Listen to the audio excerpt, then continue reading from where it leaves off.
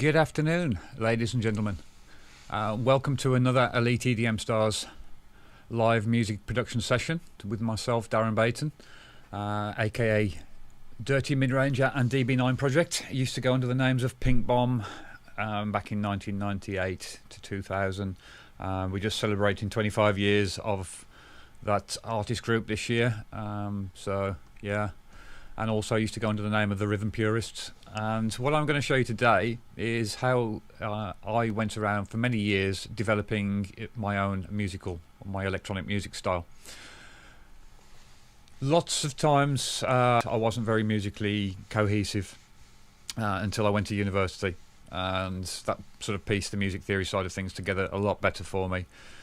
But I was good at making 8 16-bar loops, little bassline ideas, little leads and chords and stab ideas, but I could never move my tracks forward, and I had to find a way when I was at uni to actually develop that.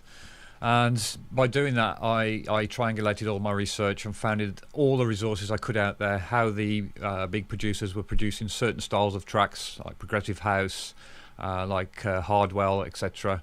And then I was looking at other styles, so I had to produce an album for my university dissertation, and actually produce a whole track, 3 to 7 minute track, and I produced about 7-track album, and all different styles of music.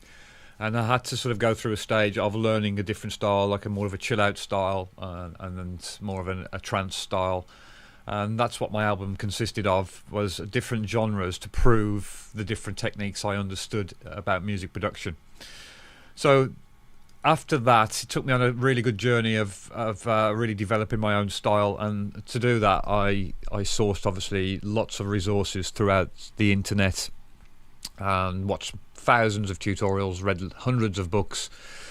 One book, which I have here, which is the Secrets to House Music Production by Sample Magic. That's one of my go-to books for refreshing on things occasionally, looking at simple bassline patterns for house music and different leads and chords and synth sounds and just little techniques that I've forgotten about, really, because what happens over time, I've probably forgotten half the music production techniques I used to use 10 years ago. And when I listen back to tracks and ideas that I came up with, I can't even remember how I came up with that idea at the time, or it'd be a specific synthesizer I had. I used to spend a lot of time going through, downloading all the synthesizers that was out there, the sort of cracked synthesizers, and trying them all on Cubase. And you'd learn a synth, you put it in your track, but you wouldn't really sort of know much about the synth. You'd just be using the preset.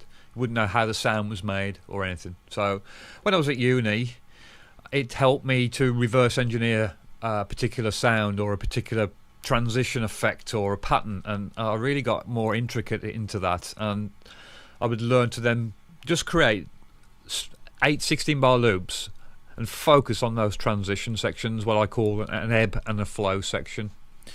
And that's how I start my tracks off. I always look for some MIDI patterns, or I'll create a MIDI pattern myself, or I'll look at an existing MIDI pattern resource,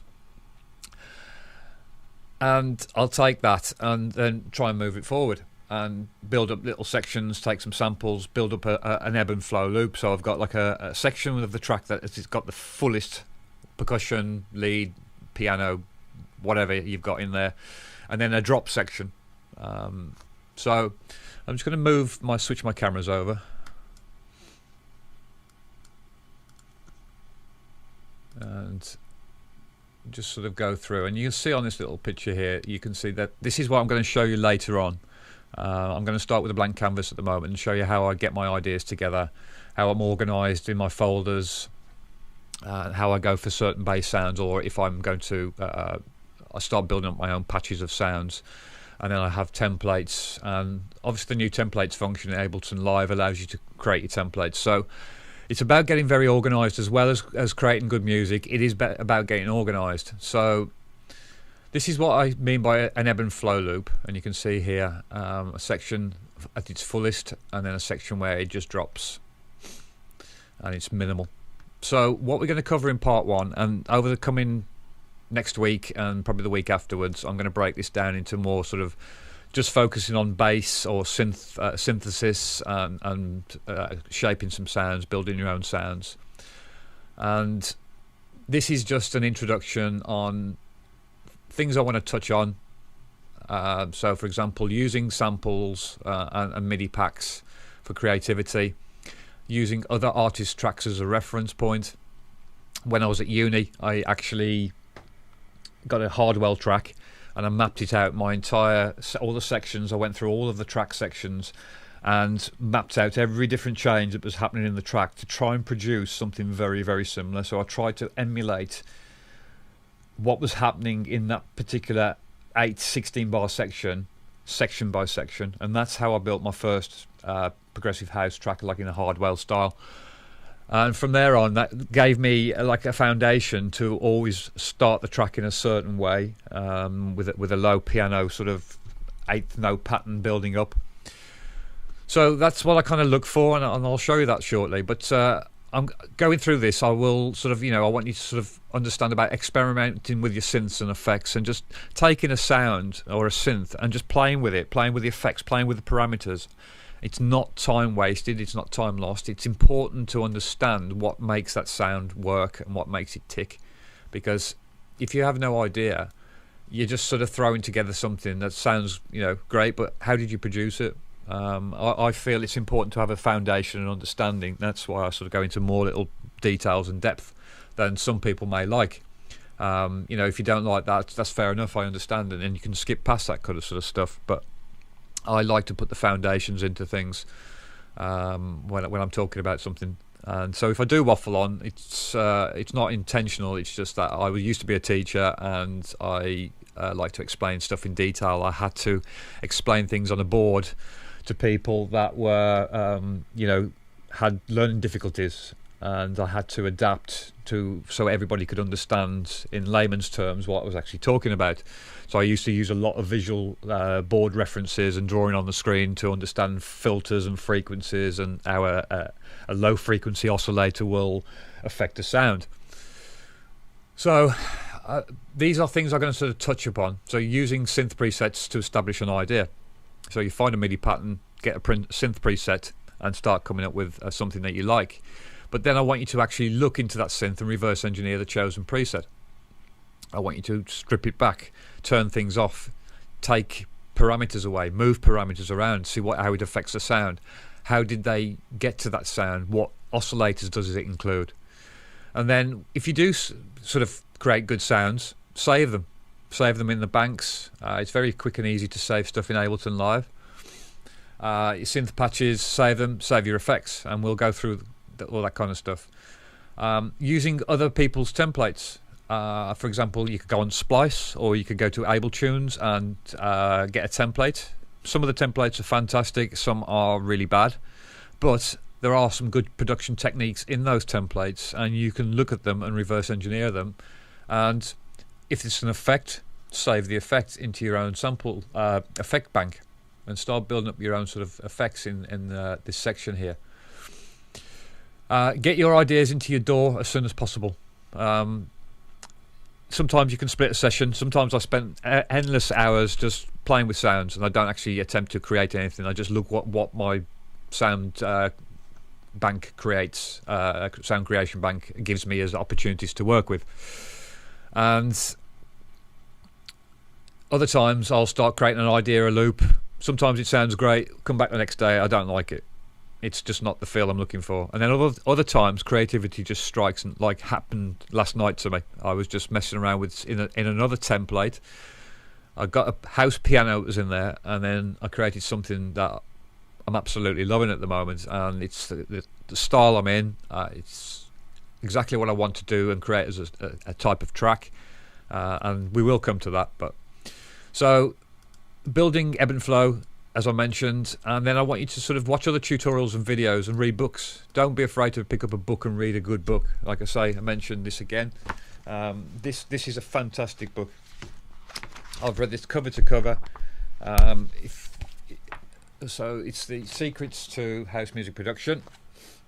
And as I say, if you look at it, it's always good to have a reference point. I've got hundreds of books down there that I could use, and I do use them as reference points sometimes if I forget something and I want to talk about something in specific detail. And what I probably will do over the coming weeks is actually put together videos, short, more 5-10 minute tech-tick videos, rather than actually doing long detailed videos on stuff. I do want to do a discussion about acoustics and your studio, because when you are making music, your environment is equally important to the sound that's going to come out. Because if you're using lots of bass heavy sounds and you don't have any kind of sort of a treatment or understand what's going on in the low end sort of your mix, you are going to sort of struggle and your music is going to sound muddy all of the time. I kind of sort of have tuned to my speakers for the last 20 years, and I'm also tuned to understanding visually with my eyes what's going on in the frequency spectrum. So I've got the combination of both. So trust your ears, but also trust your visual sense as well. So without further ado, and as I say, part 2, we're going to cover sort of various bassline ideas. That will be next week and over the coming weeks. So putting together different bassline patterns for different styles of tracks. So this one particularly I'm going to go into now, and I just want to show you some of the resources that I try and use. Where are we? You can just bear with me. So Splice, obviously you're probably all aware of Splice by now. Splice allows you to install a folder on your computer and download other people's tracks, collaborate with people, and you could download like a professional producer's track on there who's submitted his track for people to learn from. You'll find it's mostly in sample based. There won't be any MIDI in some of them, but some people will put tracks on there where the MIDI is there. So you know, it's handy to have a look at and get into Splice. You can sort of sign up to their synth section where you can sort of pay on a monthly basis for their plugins, and also samples you can download individually. Another resource I go to is WA Production. These are fantastic for sample resources, up-to-date sounds, producers' sounds. They're giving away this free plugin, the Kashmir Essential Drums plugin at the moment. What I do find, and a couple of my videos I've done in the past, I've had a copyright claim from a couple of these samples. So you have to be mindful of that. They are royalty-free samples. They do give you a license if you purchase the sample banks. But I've had a couple of claims on YouTube, and also once I bought a sample bank and I used the Shazam plugin on my phone and I tagged every single sample in the entire construction kits section, because I use, you know, they provide you with construction kits to work with the MIDI, the audio, and sort of try and develop your own sort of sound and style from that. And that's what I do a lot of, to try and reverse engineer what's going on in how they've made that track. And I Shazammed every single track, and basically every track came up and it was tagged to one artist. So they literally used the entire sample pack construction kit and just literally used everything and just made their own track and released it as their own. That's fair enough. You know, Steve Angello did it once and just took one sample from a Vengeance pack and wrote a whole track around it. And there's nothing wrong with doing that. You know, that's what they're there for. They create samples, but just be mindful that somebody else may have used that sample. So you know, and if it's the main part of the track, it depends on how you're trying to develop your track on the style. So most house tracks will, and big room house tracks will sort of focus on the bass or a big piano, whereas progressive house is all about the bass drive and the pluck sounds that come in and the eighth note patterns. Whereas trance is more focused on your uplifting movement of your happy chords. So you know, you have to decide if you're going to use samples, and just be mindful that you may come across some copyright issues. Another place when I was at university I used to use was Vandalism Sounds. Now these guys used to sell sample banks, and if you look in my sample packs down here, I've got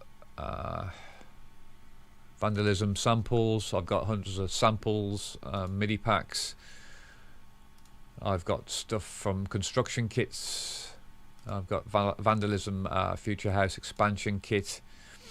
I think that was more just kick drums, so that's an expansion kit for one of the kick drum sample instruments. Construction kits. So what they have with these sort of construction kits, they used to provide you, for example, Anna, the synth, which I don't have at the moment. That's Sonic Academy's synth, EDM kit, and they used to provide you with maybe a bank. So there's Spire. I don't currently have Spire at the moment on here. So they give me a sample pack or a MIDI pack, and then you would have the actual sounds that come with it as well on some of them. And you could find like a bank that matches the actual MIDI, and they've specifically created those as a starting construction kit for you. And again, it's just great. It's great to go into the MIDI parts and look at them, listen to the samples, and then listen to the MIDI and try and sort of replicate those sounds or come to as close as possible as you can by using some synthesis. And I recommend sticking to one synthesizer when you're doing this, one or two synthesizers, and learn them inside out, because you can transfer what you learn on one synth to another synth depending on the type of synth. Obviously, if it's mostly subtractive synthesis, you can transfer most subtractive synthesis techniques across to another plugin or a synth. Whereas if it's additive or FM synthesis, it's slightly different techniques that you have to look at, because you're changing logarithms rather than changing oscillators and messing around with oscillators. So yeah, Vandalism Sounds, as I say, they used to provide sample banks and stuff, but now they don't. They're actually, you have to purchase a plan, so you can come in with their sounds. They still provide you with all the synths, MIDI loops, DAW templates, etc. So you can see they've got plenty of templates that you can go in for Fruity Loops and Logic. But what they've done now is they've come away from sample banks, and they're actually now giving you a full sort of, if I go into sounds, for example, and I go to, I don't know, we go to instruments, you can actually just purchase a plan and download individual instruments now, rather than the actual sample pack and being stuck with that sample pack. You can pick and choose.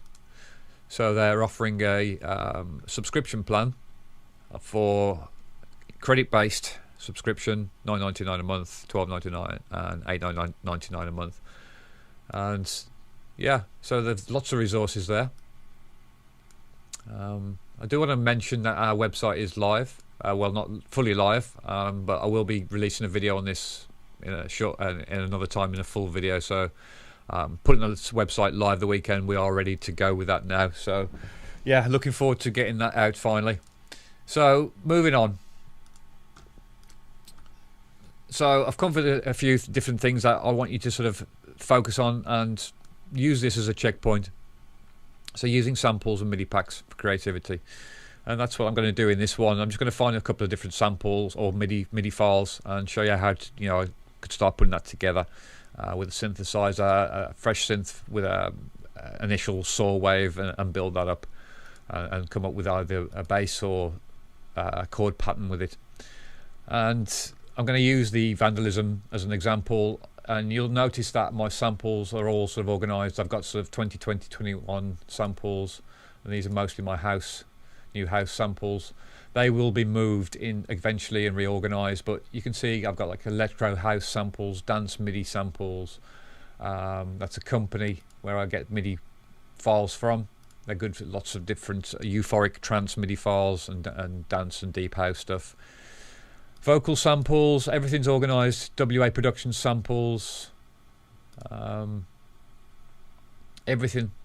Sounds of Kashmir. So when I want a specific style, I can go to, for example, my progressive house sample packs, which I don't have in there at the moment. They need to be copied from my other computer, unfortunately. But if you come into this folder bank here, extra samples, also you see I've got my Future House UK Garage and UK Bassline samples, house music samples, sounds, effects, impacts, toolroom music samples, trance samples, Vengeance house samples, all the Vengeance packs, well, not all of them, but the ones I've purchased sort of 10 years ago. Yeah, so that's what I tried to do, get very organised, so I can just sort of start looking for something. And I know if I want to go for garage sounds, I can just type in the word garage.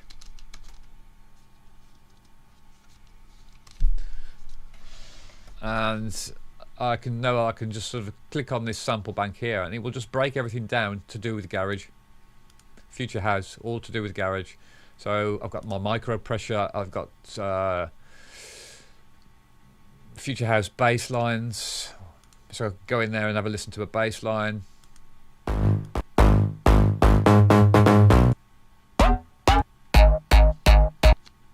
And then those bass lines, they come with a MIDI as well. So if I click on the MIDI, so I can look for something. It tells me the key. That's another good thing as well. What I mentioned is it's sort of why I'm on it. I haven't got mixed in key on this computer at the moment, but I used to use mixed in key. And what I do is I take mixed in key and I put a route to all of my samples. I try and find out the key of every sample. And it's good for quickly organising your sounds. Even with your percussion, you can do it as well. It will find the sort of key of the percussion. But mostly musical elements, bass lines, vocals, if you can sort of know the key.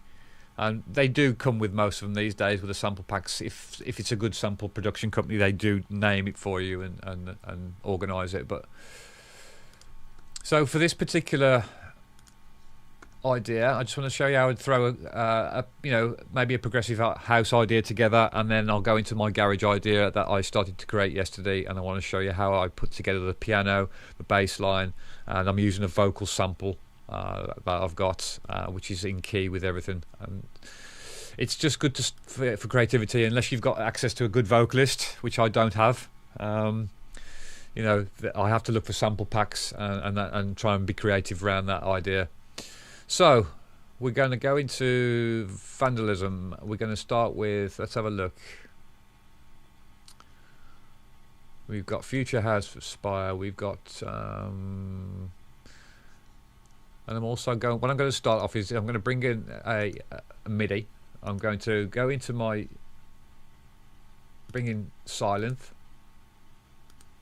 That's I'm going to bring Sylenth, my one go-to trusty synth that I always use. I'm going to go into the menu, and I want to look at some banks first of all, just to show you my customization of my banks.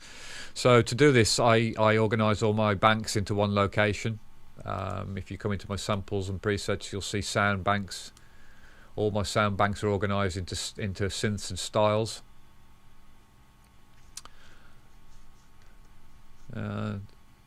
Just bear with me, guys. I just want to make sure that this is okay and running fine. So yeah, okay, just checking nobody's in the chat room.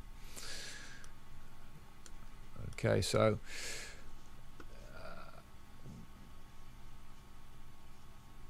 if you want to set up you organize banks and organize your presets, you obviously can load individual presets and you save these as effects banks, FXPs, sorry.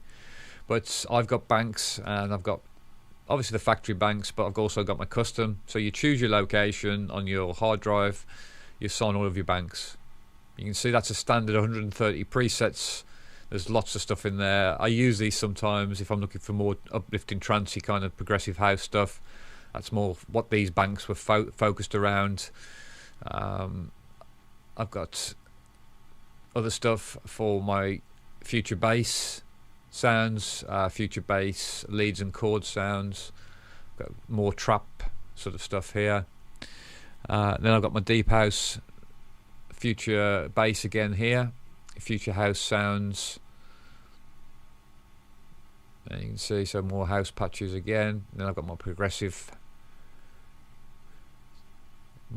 stuff, and that's my vandalism collection. So all the vandalism stuff I've just shown you, these are all the sound banks for vandalism. So I've got dirty house, commercial house, electro house, famous house patches, shocking house sounds, dead mouse kind of sounds, so more progressive house stuff. The list goes on. Avicii type lead sounds. So I get very organised, and this is part of being developing your own sound. You have to be organised with all of this, and just know where your sound banks are. Very important. So I've done enough talking now. Let's get into this, and I'll show you how I start piecing together a couple of ideas for this progressive style. Then I'll spend 5-10 minutes on this, and then I'll move on to my garage house track as well that I started to do last night, and I'll show you how I develop the sounds with that, using Ableton's sounds only at the moment. Okay, so I'm going to start off with an initial preset. I'm going to blank this off. And where's it gone? There we go. Clear, initialize. Good starting point. As I say, what I do, I like to do two things. I like to sort of have a play, get an oscillator going, one or two oscillators, just slightly detune them, and see what happens. I like to start with a saw wave always, and maybe a triangle wave. So I'm just going to turn those two voices up. So there's one each at the moment. We'll maybe add a few more voices later. I'm just going to look for a simple chord sound and then a bass afterwards. And then what I may do is look for a preset and look back at that preset, strip it back, look at what it's made of, look at the voices, look at how each oscillator's been built. So you've got in here, for example, you've got 4 oscillators, one oscillator 1, A and B, A1 and A2, and then part B and part B1 and part B2. Just a little mention about note polyphony. So when you are sort of building sounds with your own synthesis, you make sure that you understand your note polyphony. When that's down, that will only play sounds individually. The more note polyphony available for the synth, the more complex you can go with the sound design. So very, very important. Back in the days when we had synthesizers that didn't have computers and they're all hardware, we were stuck on sort of like a 64 note and 128 note polyphony. So we had to make complex parts more priority in our tracks. And that's sort of the equipment at the time defined our sound. That's all I can say, really. So yeah, off we go.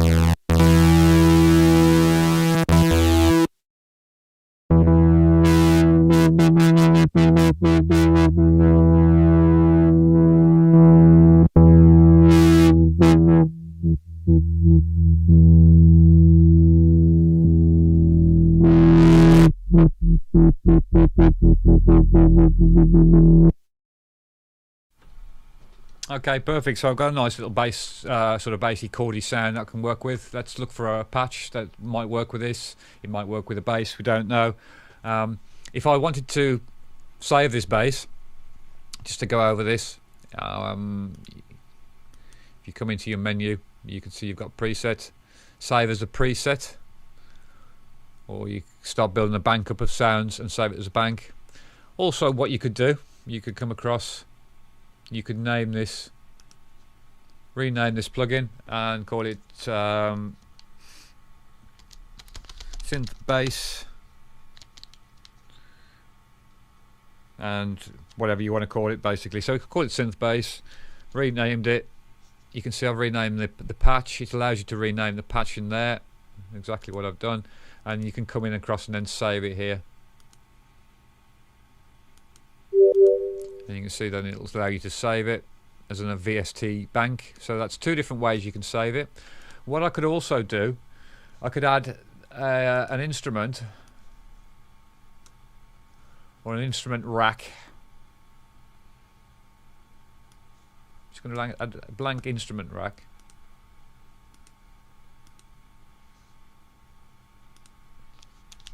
Actually, you want to do that.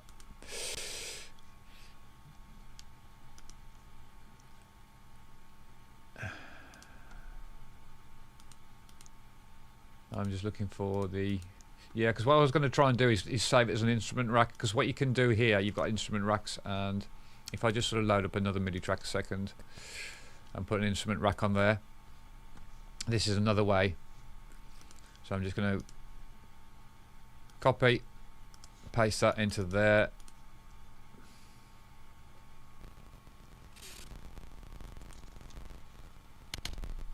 I'm just going to delete that one. So we've inside an instrument rack, and you can start and then build this up. You've got your own little chain that you can build, and you can start adding effects into this as well. And you can then rename this and synth bass, and you can put your own synth bass, and then you save it, and you can see, look, user library, straight in, you've got your own synth bass, like I've got the garage strings there. So I've got synth bass that I've made, and this is how you start building up your own library of sounds and getting organised and knowing that the sounds that you've made, that defines who you are as a producer at the end of the day. And obviously, what I like to do, again, as I said, I mentioned, I like to listen to other producers' tracks and dissect what's going on in the actual production. So I think it's very important to break them down, drag it into your track as reference, and just plot along with the markers. Work out what's happening in that first section. Is it just a kick drum and a bass happening? Is it just a kick drum and a hi-hat pattern or a snare pattern? And just break the elements down and understand. So obviously, doing it in this view rather than clip view, I'm going to come into this view so that we can start it in the traditional arrangement view. I'd start adding my locators in. And so kick intro, I'm just going to plot myself a little bit of a structure, and maybe synth intro, and then maybe bass intro, or bass drop, etc, etc. So you're just getting yourself again some kind of structure. Then what I will do is I will actually start to work in this kind of loop here. I'm not worried about my intro, not worried about my synth intro at the moment. I just want to get my bass and my chords. I might work in this synth intro section, and I might work in this section here as well. So that's what I would probably start to do. I'd work in that section there, make sure the loop is on, and we're going to start dragging parts in. So this is the ebb and the flow section. This is what I was talking about. So again, I'm just going to put another marker here. So we've got another locator and another locator and another one. So we've got some kind of little basic structure to our track. And then that may be, I might drop that to there, I might bring the synth intro into there, I might have another marker here, and we're going to put rhythm intro, and so on and so forth. So we're breaking down these changes instantly. We know that we've got to make something work here, make a transition happen here. So transition, so maybe tom roll.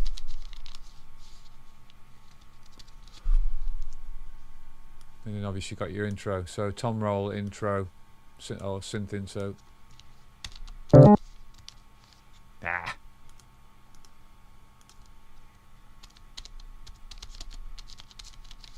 So synth intro. Actually, no. Hang on, Darren, come on. That was rhythm. Sorry. So yeah, we've got a little structure. Let's get this bass in. Let's get some sounds in.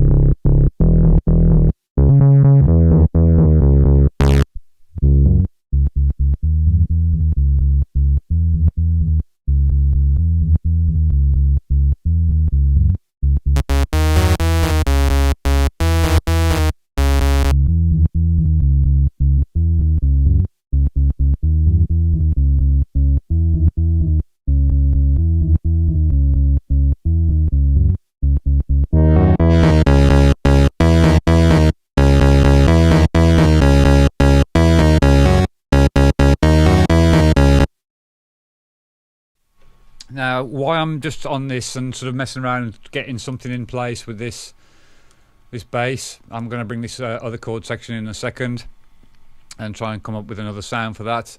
But I just wanted to sort of touch on the sort of the re-trigger on these oscillators. It's very important that when you're building a bass line that you keep the re-trigger actually on. You don't want the bass note to actually sort of keep moving along the waveform. You want it to sort of re-trigger from the start. So very, very important to make sure that your re-triggers are on. If you want that kind of sort of washy effect and the waveform to start from any point on its cycle, then you take the re-trigger off. But when you're working with bass, you're trying to keep it in as mono as possible, especially if it's a low sub bass. If it's more mid, you can add a little bit more stereo to it. But in this case, I'm just sort of a little bit of detune. I'm trying to keep I'm going to bring the stereo fields down and keep them more into sort of central.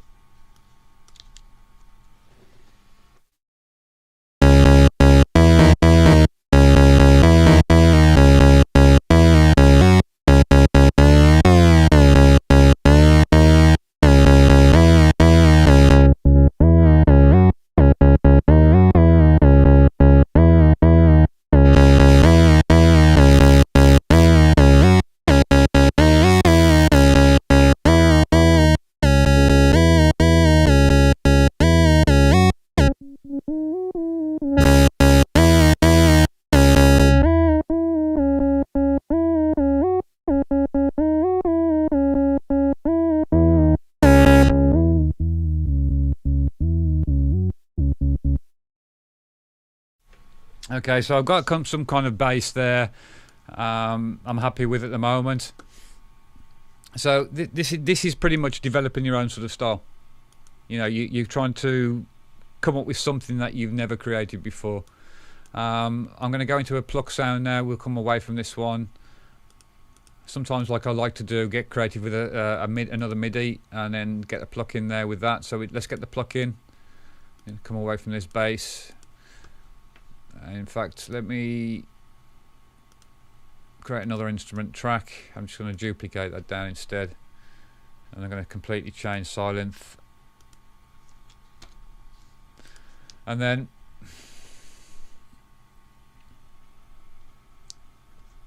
come back to my sample bank. Let's look at some other things to bring it in, to start bringing it to life very quickly. So I know I want this MIDI chord here, this lead or main lead.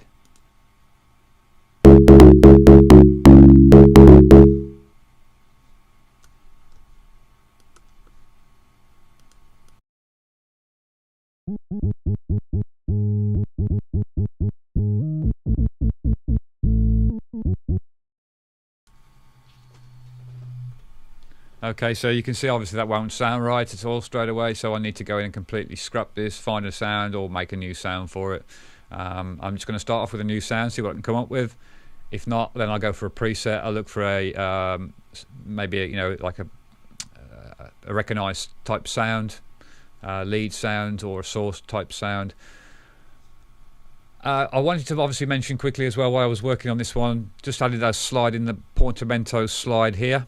Very important, because if you notice in this bass pattern, lots of bass notes sliding along there. Just be interesting to see what actual scale this is in. So it's in a C sharp and it looks like it's in a minor. Yeah, there we go. You can see the notes there in a minor. So we're in a C sharp minor or D flat minor. C sharp major, D flat minor, whichever way you want to go.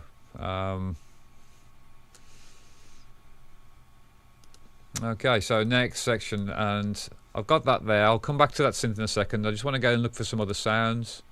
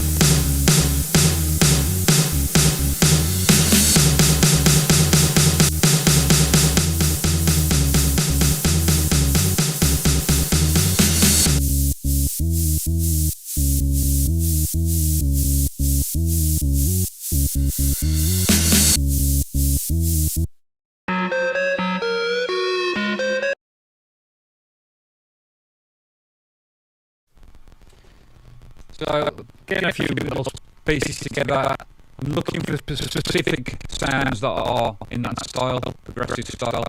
I'm going to get a big drum in. So let's go for our big room, see if we've got a big room. One shot samples, kicks.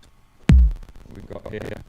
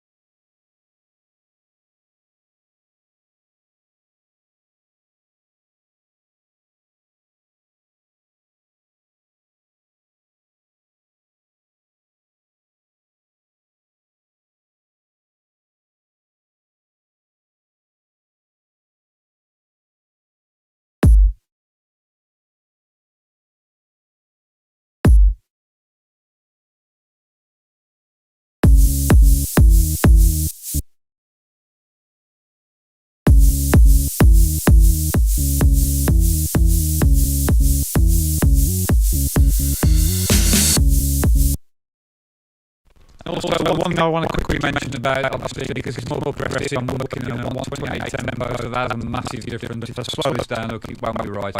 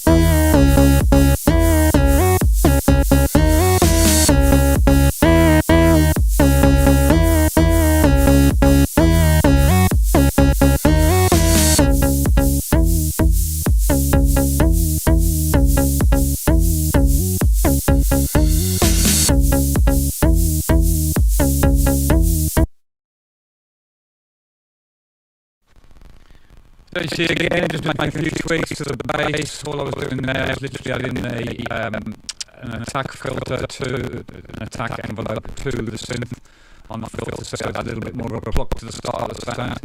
So I'm going to come back to this lead now. I'm just going to come away from that bass for a second. So again, you can see that starting a track it can be a slow process to start off with. You know, you've got to understand and know what you're looking for.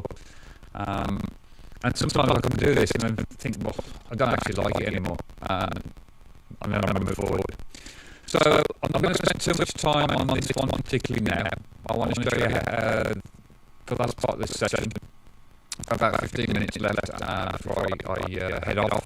And I want us to go over another track idea, a garage track, and show you how I put that idea together and that particular style.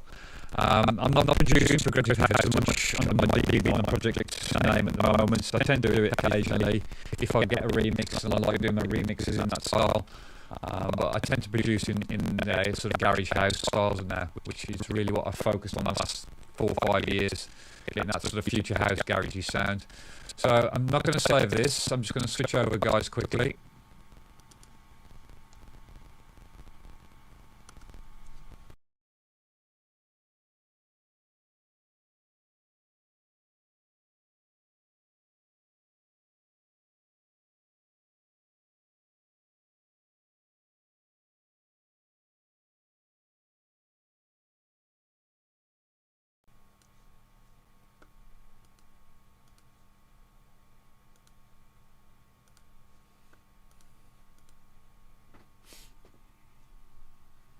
Okay, are we back? Yes, we're back. Okay, sorry about that. I was just reactivating my crypto tab for my Bitcoin.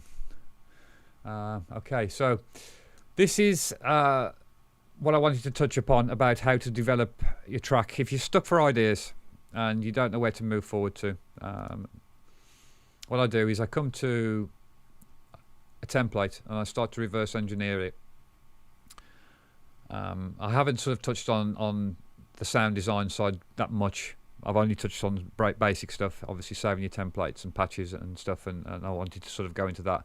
We haven't really gone into reverse engineering a chosen preset, but those will be coming in other videos over the coming weeks. So I'm going to break down sort of taking a patch and looking at what's inside that patch and what makes that sound. But there are plenty of videos out there on YouTube that already do this kind of sort of thing, so that's why I haven't really gone into detail on that at the moment. I just want to make you aware of some rules that you should sort of try and stick to, really, that help you get structured and get the most out of your production sessions, because I find that, you know, you could just sit there for hours and not actually create anything. You can buy a new synth and sit there and make sounds, but you're not making a track. But you are actually learning. You're learning how to bring those sounds maybe into a track later on. They will store in your subconscious. So, as I said before at the start, it's not wasted time. But what I do, I want to show you how I took this template yesterday. Now, this template was just a free template I downloaded from the internet, free Future House template. And the bass lines are can't play, the chords can't play, they don't have the synths attached to them, they need massive. So there's nothing I can really do with it. I don't really need these sounds, these bass lines, but it's good to look at them. It's good to have a look at what's going on, how they've mapped them out, and you can see the kind of movement in the tone. So obviously if I was to assign a bass to that, I could listen to it. But I haven't done that. I just wanted to show you this template. This is what it looked like. And what I've done is just use this little section to create an ebb and flow section here between a piano and a bass. So what I'm looking to do is a bass drop and a piano kind of build. Now, even though I've got this on bar 17, I will probably end up moving this section over to more around here, or maybe starting the piano build here. So on after 1 minute, I think it comes in a little bit too early at the moment. But I'm not worried about that. What I'm trying to do is create that ebb and flow. So dropping from this section where everything's in full rhythm, kick, piano, vocals, and then moving on to this other section. Now I'm going to take these out because these were ideas that I was coming up with last night. Again, trying to throw in a bass line idea, this sample, and then trying to come up with a different bass line for this track. But I ended up coming away from that because it just doesn't suit the style. It's too progressive.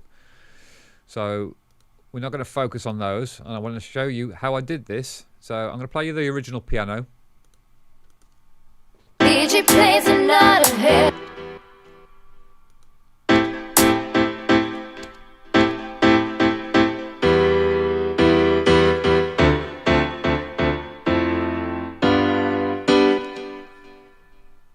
So it's a little bit like Finally, I think it sounds like, or something like that. It's very close. I recognise it as a house pattern from somewhere.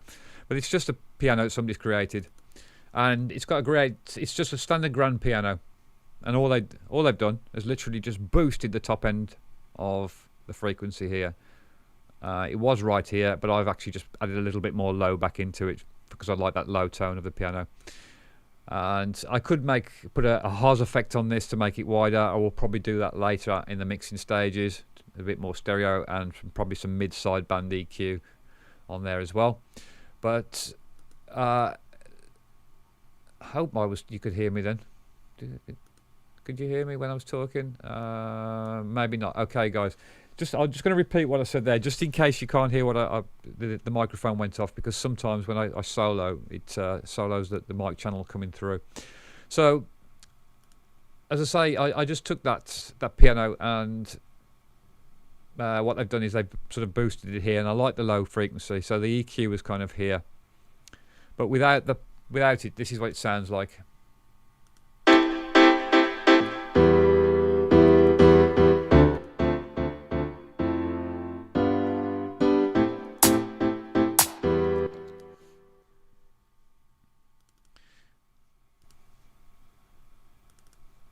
Okay, so I've just taken the EQ off there and taken the multi-band compression. I've just got a very, very basic mastering chain at the moment. You can see there's this little plugin. This was already on here, and I've added into a multi-band compression, and I've added a limiter because whatever limiter they were using in this template just wasn't available as a plugin. So I've just banged on a basic limiter. I could add a boost on it, but I won't for your benefit because it'll absolutely blow your speakers away.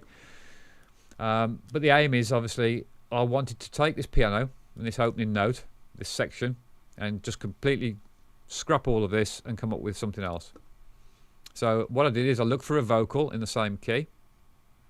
I confirmed that the key was in A minor by using the new scale function here. And if I just turn that off, you can see the notes in the scale. And then if I do that, that's all of the notes in the scale.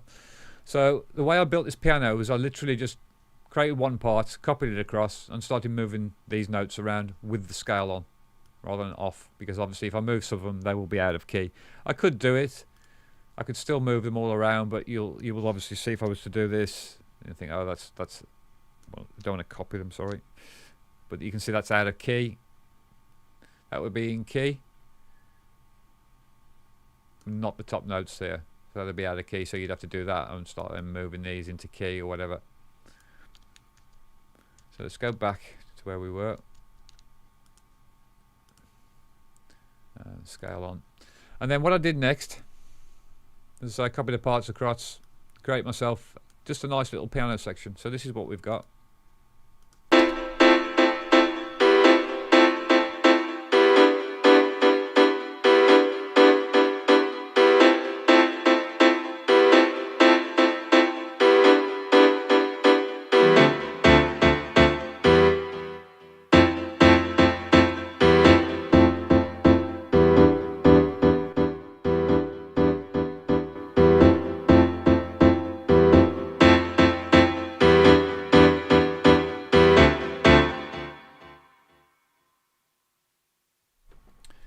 So obviously I've got the existing kick and percussion. There's a bit of a basic structure there and it gives you inspiration. Changed a couple of things around with their hats that they already created in there. They've got this pattern here and this hi-hat open pattern. And you can see all the velocities are up full and the chances. And what I've done is I've actually come in and I've changed some of these velocities around using the randomize function, because I don't want them all to play too much full in your face yet, or maybe later on in the track, but at this stage I want them to sort of be more natural, more rhythmical. So by doing literally clicking on this section here or clicking this, you can change your whether it's going to be chance, randomize your chance, you can see, or if I want to change velocity and randomize the velocities. And what I'm using is I'm using the velocity range sensitivity, so that they will play anywhere between a certain range, so full or almost halfway down. And you'll see, you kind of hear the benefits because they cut through now and again in the mix rather than sort of just being there in the mix and sounding too repetitive.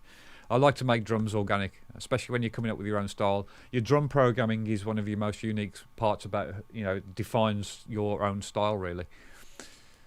So yeah, I'll show you what I did then next. I created a bass part. And now I'm working out what I want to do next. I want to put an actual chord section into here. So I'm going to actually make this into a full chord soon. But the bass part was literally just taking the basic organ bass from Ableton. If I try and hot swap that, where has it gone? It's not showing me. It's in there. So it's a basic bass. It's in there as a house bass or an organ bass. Started with the house bass, switched over to an organ bass. It suits the track more, that sort of depth I'm looking for again. So again, it's all about being organised, knowing what sounds that you want in your track. So this specific track, I want a piano, I want a bass. Those are the main elements that's going to carry the whole tune. So I'm going to play it all together, what I've got so far.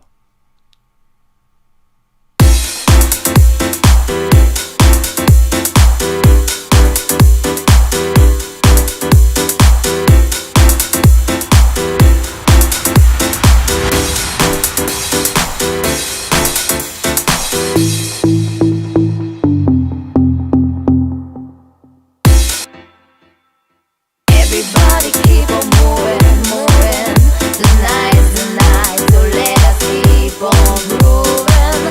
We hit the floor, we booming, booming. We don't care what we doing, no. We don't care what they say, we can party every day, no. We don't even care a bit when.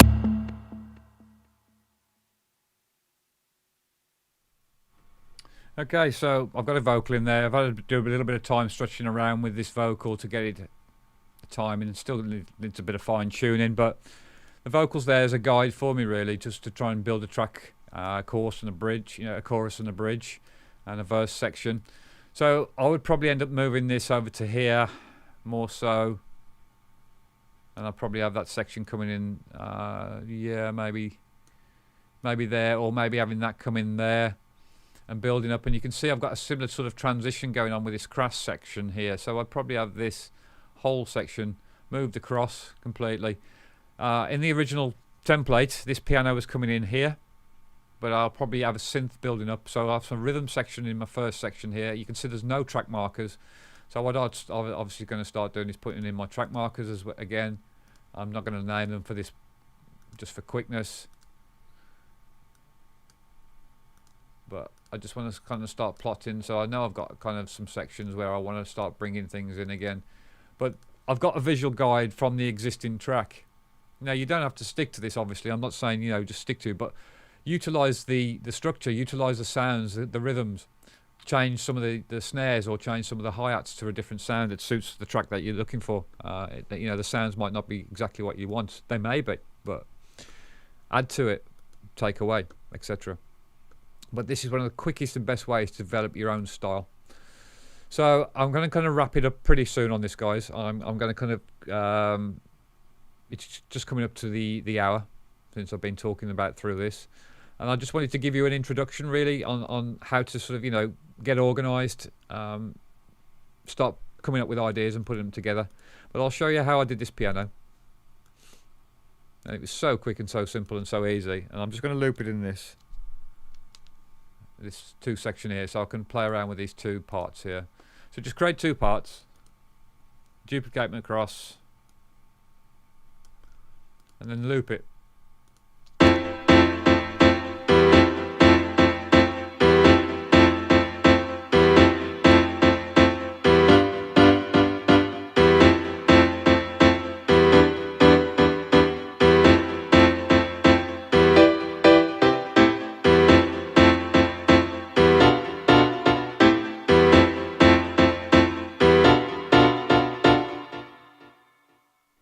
Okay, so you can see, and don't be afraid to use an interval version of it. You don't always have to stick to the low root note. You could always use an interval inversion at the top. But that's so quick and simple. Just to literally just take a MIDI part, just come in, create your chord, root note, build your octave, and then build in your intervals. You can see if I break that down, you can see what it looks like. And obviously, if you've got more musical theory about you, you'll be able to play that in and stuff. But for me, I'm not so brilliant at playing. Obviously, I can find my chords, as I said, I've mentioned before. I can find my chords and stuff, and I can find my first notes I'm looking for.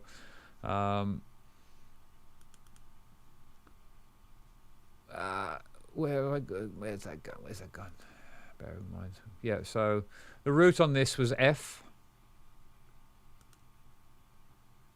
Even though I've got in an A minor, my A minor is my root note here. You can see, so that's my middle note, and I'm building up an inversion around that. And obviously that was taken from that original piano, and I've just literally just taken sections of that and moved it around. I'm not taking the whole note, if you notice. I want to keep that there because I want to keep the transition going back into that sort of that root. I want that note change there to drop down, always drop down. And that's what gives it the kind of straight note variation. It's changing key, coming back again. And obviously the second parts, I did that. I'm just going to copy that across again to make sure it's the same one. And then my last section, I changed down. Still keeping the note in a root of A, but changing to a different inversion. Just so I've got a bit of a change there. And then my bass, I took these notes, consolidated the whole part into one, and I just stripped this low section out. I didn't use this for my bass because it hadn't got enough movement. You can see it was just too much of a country stagnant motion. So I started building the bass from the root here, and then stepping down, stepping up, stepping down, stepping up, and using this with the scale function on to kind of an off, just to sort of visually look at it and sort of just plot out a new bass line. And this was the bass line pattern. So let me just undo all of those. And the bass comes in two parts, obviously to complement that last section here, because the root comes down to a D on this note here, and even though it's on an A, it's still, the root bass note was on a D and it was clashing, it wasn't sounding quite right. So my second part I had to drop down because I was up there originally on an F, or maybe I was on an A or something, and it just didn't sound quite right. And again, you can see there's no movement there, so coming down, that adds that extra drop tone, slight variation to a bass line that has been repeating over 2, 4, 8 bars. Okay, so that's how I got my different variations of my piano, and then the bass variation. So obviously what I've got here, I could put the bass in here. I'm trying to decide whether I want my bass drop in, or do I want my bass coming in here as well.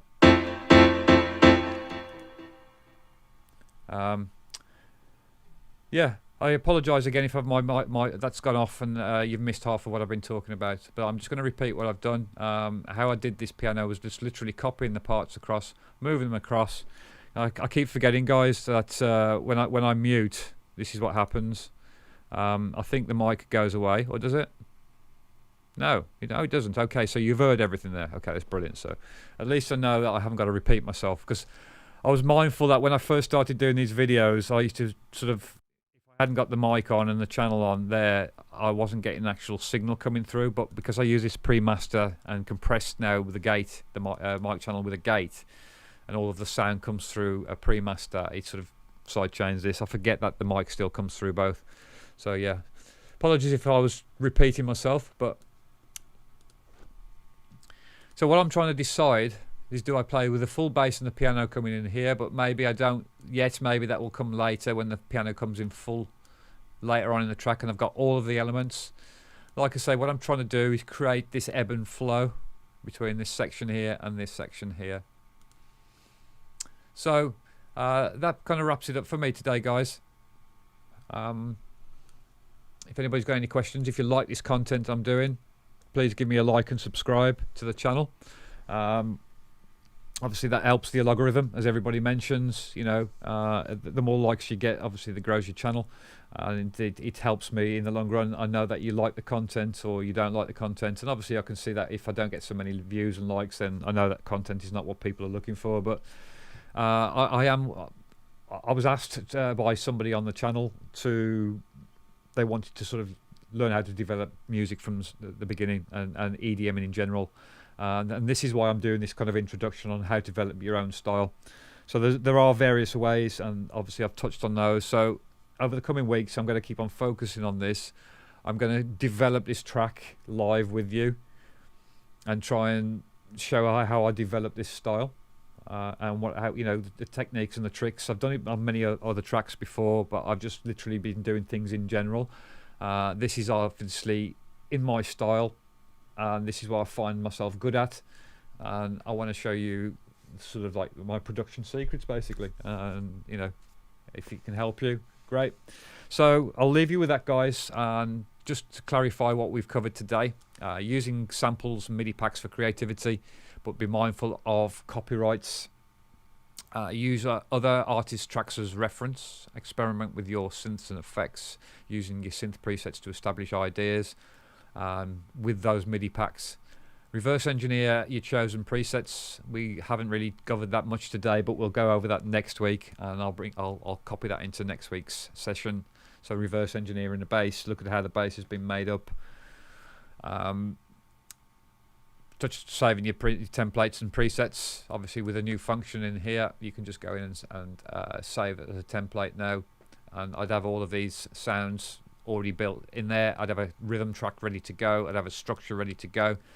And I can start creating a track very, very quickly in the style that I actually want. So yeah, we've touched on using other templates, which was that, and getting your ideas into your DAW as soon as possible. Building an ebb and flow structure, and again, watch tutorials and read books, guys. Great book, definitely worth getting. You get a house music sample CD. It comes with it as well. So there's samples, drum loops, basses, guitars, licks, and all kinds that you can get in there that you can start dropping into here and following some of the examples they've got in here.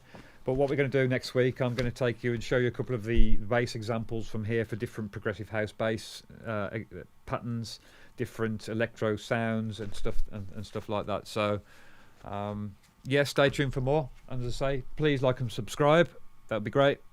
And I'll leave you with that. And I'm just going to play you out with this little loop again, and that will be me done. Cheers, guys. Stay safe, stay warm, stay well.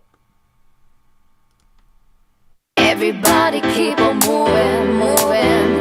Tonight's the night, so let us keep on grooving. Everybody keep on moving, moving. Tonight's the night, so let us keep on grooving. We hit the floor, we're booming, booming. We don't care what we doing, no.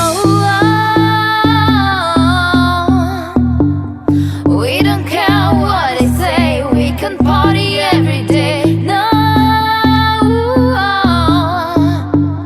We don't even care a bit when everybody keep on moving, moving. Tonight's the night, so let us keep on grooving. We hit the floor, we're booming, booming. We don't care what we doing, no.